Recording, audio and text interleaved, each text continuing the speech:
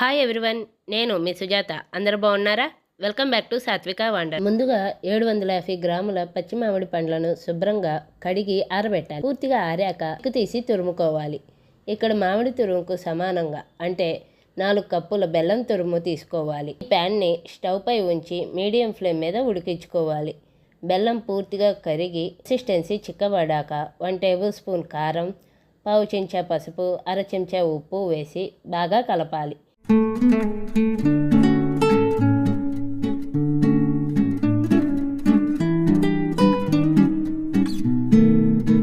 Table spoon వేయించిన జీలకర్ర పొడి కూడా వేసి బాగా ఉడికించాలి.